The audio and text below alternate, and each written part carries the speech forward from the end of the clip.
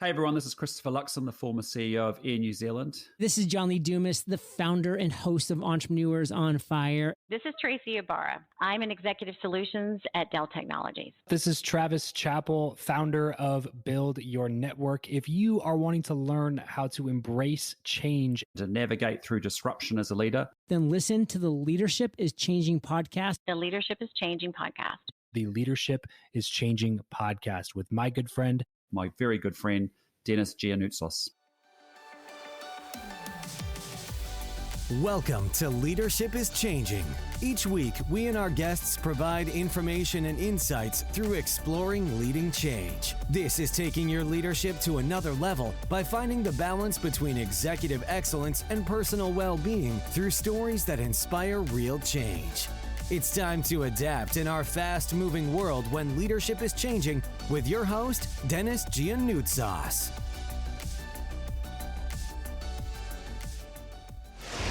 Yes, Dennis, I guess I'm everything healthcare, right? I've been in the healthcare industry for almost 32 years now.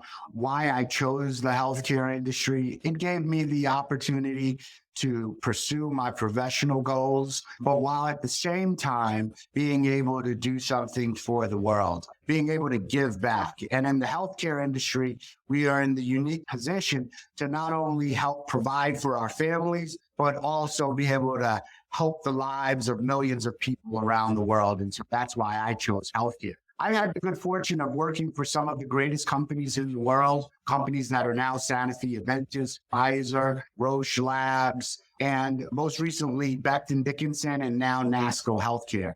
I feel very privileged that I had the chance to work at these organizations to build the leadership skills, mobilize teams, and ultimately have that impact around the world. So I'm really excited to be on this podcast. I do believe that the world is changing. It is a very fast-paced market, and I believe that leaders need to adapt and change as well. Yeah, I totally agree, Ken.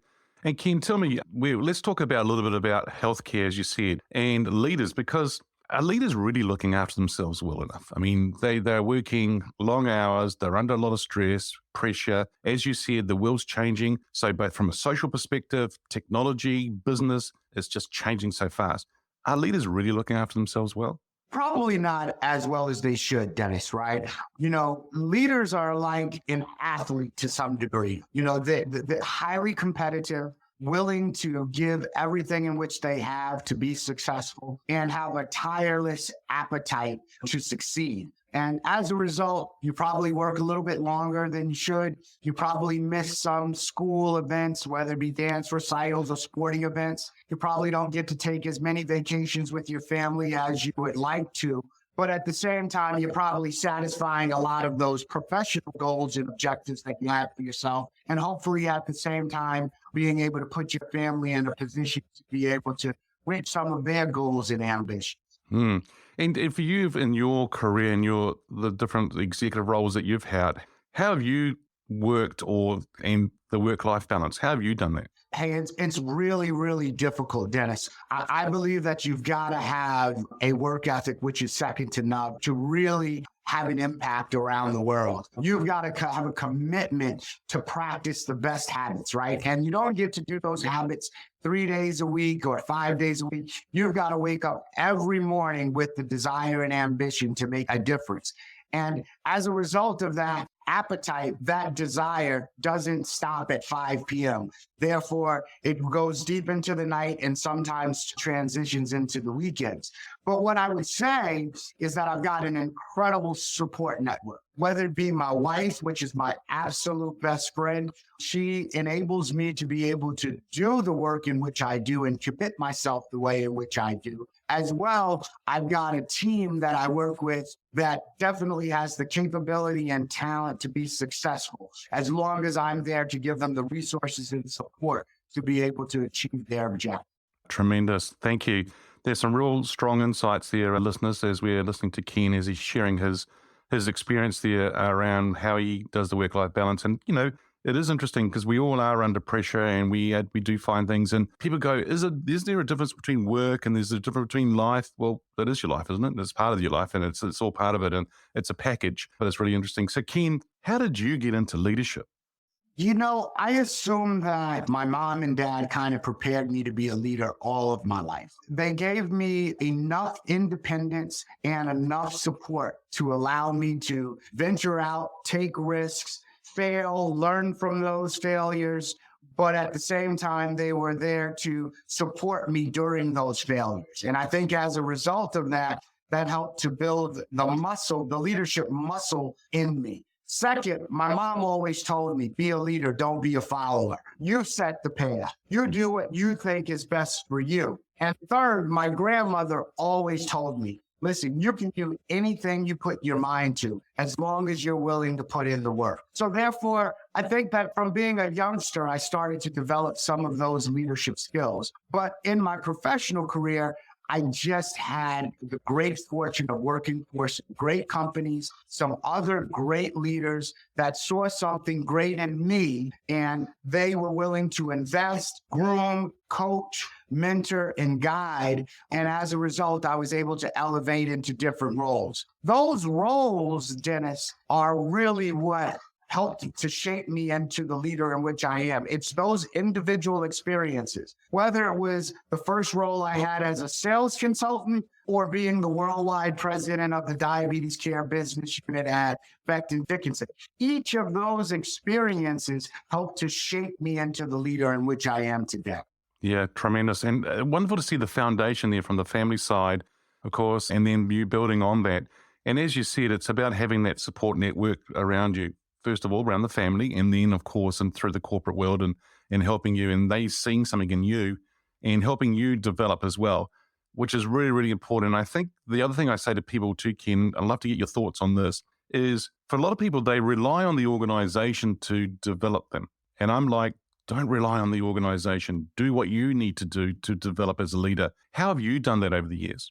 Yeah, absolutely. I think that you have to have an insatiable appetite of curiosity, right? You've got to want to continuously learn and develop. So whether that be reading leadership books, taking a leadership course, observing and monitoring the behaviors and decision-making of other leaders that you respect and value, asking questions to gain understanding, not to be understood. All of those things, I think, help to shape me into the leader.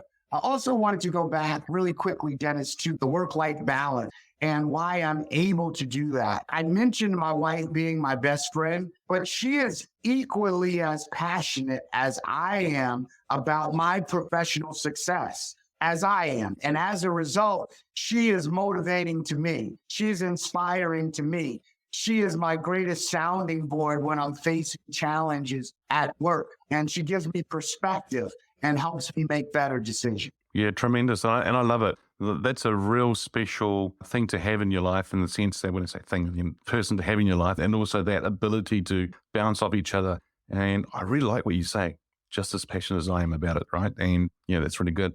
So Ken, you mentioned before about some leaders, and I don't know whether it's one of these ones that you're going to mention, as you mentioned before, but this person could be alive or from history. Who would be your favorite leader and why? Yeah, that's a very tough question, Dennis, but I have had the chance to work for some amazing leaders, whether that be Fred Hassan, Carrie Cox, Ed Ludwood, Vince Berlinza, Mike Valentino.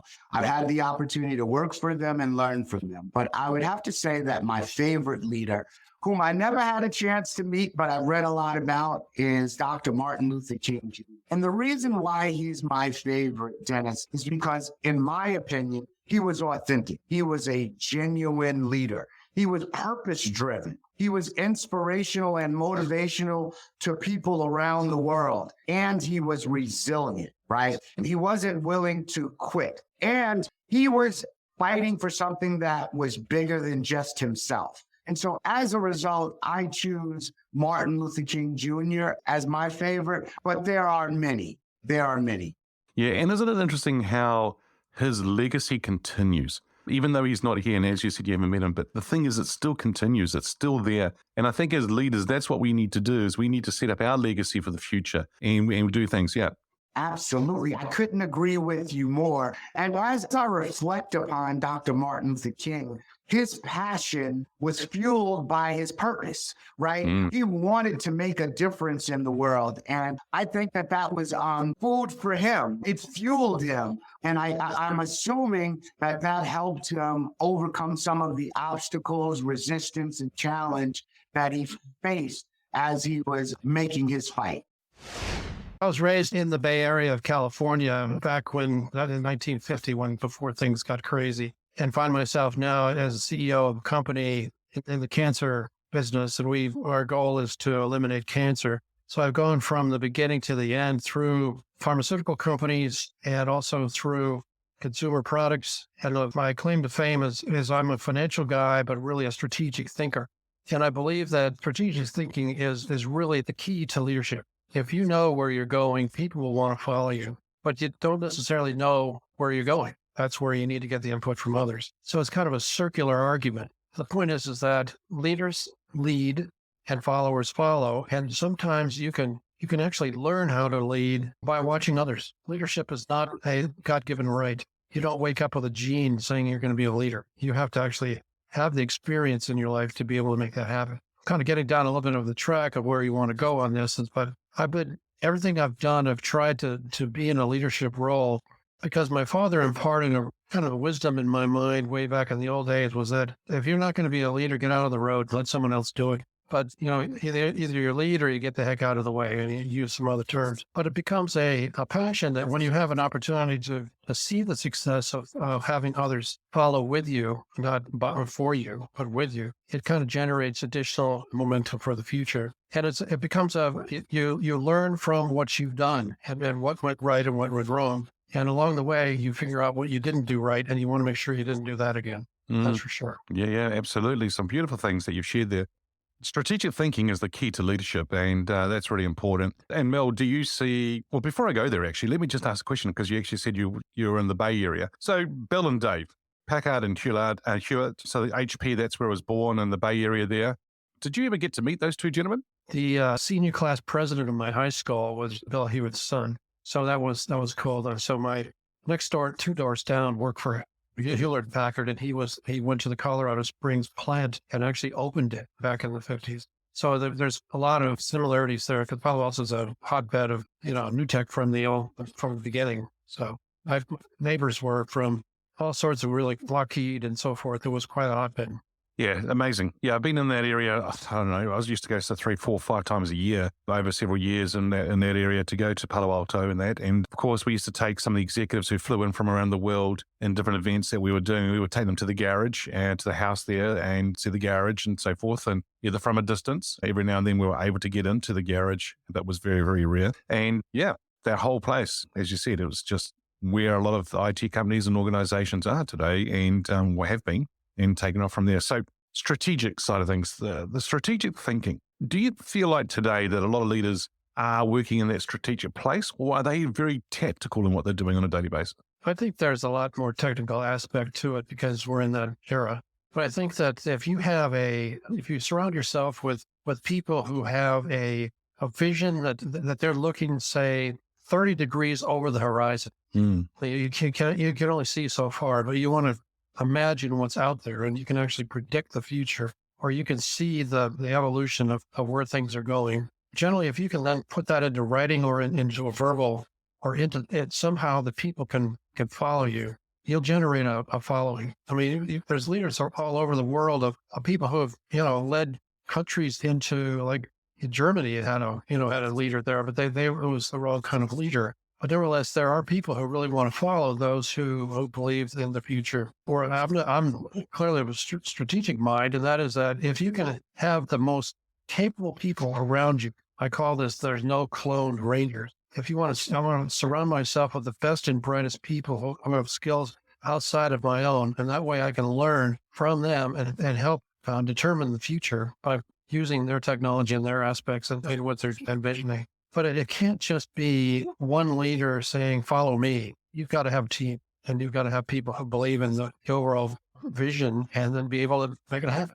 Yeah, great. And going back to what you said there around the strategy side of things, I mean, a lot of organizations that I go into, and I ask the senior leadership team, what is the strategy of the organization? Can you tell me? And sometimes it's like there's crickets. They're not sure on what to articulate it to me. How come organizations are like that? Why are some of them not? There's not just some, there's quite a lot of them not able to actually articulate the strategy to somebody asking them. Well, I think that sometimes the near-term profitability gets into the way of long-term thinking. And, some people come into the company and they want to make a strike and make a bunch of money on stock options and move on and sell the company. And, that's not really strategic. That's a tactical way to get paid in the short run. And you see a lot of those churning kind of companies. The legacy companies that you see out there now are splitting into two and splitting into four, like General Electric and others have been around for a long time. But they're now thinking about, does it make sense for us to be the same structure as before, the same thinking as before? Should we be better off in smaller buckets? I think that kind of thinking is perhaps a little novel, but nevertheless, it's not totally novel. It's been done oftentimes, but sometimes the leaders need to be able to say, the status quo is not good enough. We're going to have to do this differently. And how does that look? There's still profit and loss on this. What kind of cash flow are we going to get? What kind of market share are we going to get? What kind of message on the planet will we have? How much impact will we have? So it becomes a much bigger conversation at the board, I'm sure, and at the executive chair about, where the company's going and how it's going to get there. I was with SmithKline way back in 1982, when Allergan was sold, that used to be part of the business. It was spun off. And it was part of SmithKline before it was spun off. And the rationale behind that was that the PE ratio of Allergan by itself was more than what the PE ratio of SmithKline was. And so therefore, if you're a shareholder, you can enjoy that lift, as well as being able to get additional funding that you wouldn't have had before.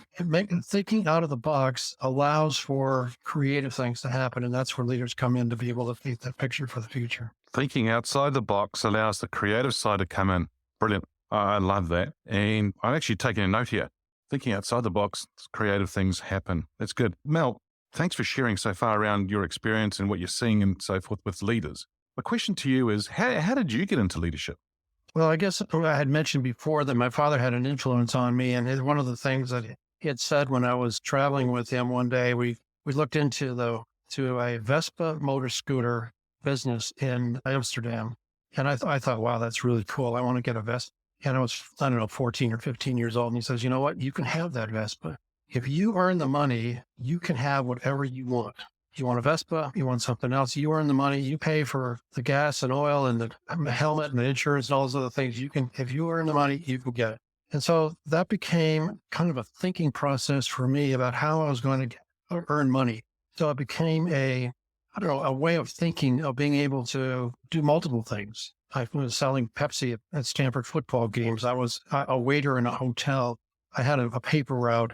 I had all sorts of things that were generating income. And I was able to do what I wanted to do because my dad gave me the authority to do it. So in business, if you plant a seed in the head of your people about we can do basically anything we want to as long as it makes sense and it has a life to it that we can communicate, then we'll do it. So there's risk and reward in life. And if you're able to have that relationship with your people, they're not going to give you cockamamie ideas. They're going to give you ideas that are going to be the right ones. And so you learn that. I learned that kind of at the knee. And then being involved with the community and volunteerism and being involved with sports, a lot of that comes because I was the guy who was the big mouth. I just put my hand in the air and say, I'll do it. Let's go. Let's get a team together and go do it. And so those kind of things turn out, the adage I say, if you're going to be a bear, be a grizzly. So while you're at it, be the best and do it right. If you're going to be a bear, be the grizzly. And if you're going to do it, be the best at it. Nice. That's right. I think that's probably hitting the nail on the head just there, because the thing is that some people, as you said before earlier on, if you don't want to lead, then get out of the way and let someone else get on with it. But then if you are going to be the leader or be the bear, be the grizzly and be the best that you can be at that. I think it's spot on. It's where people need to be world-class in what they're doing. They need to be, and even if it's at a community level, do what you do, but do it really well. And I think that's tremendous. Thank you for listening to this episode of Leadership is Changing with your host, Dennis Giannoutsas. Each week, we and our guests provide information and insights through exploring leading change, inspiring executives and leaders to adapt and lead a bigger game in a fast-moving world.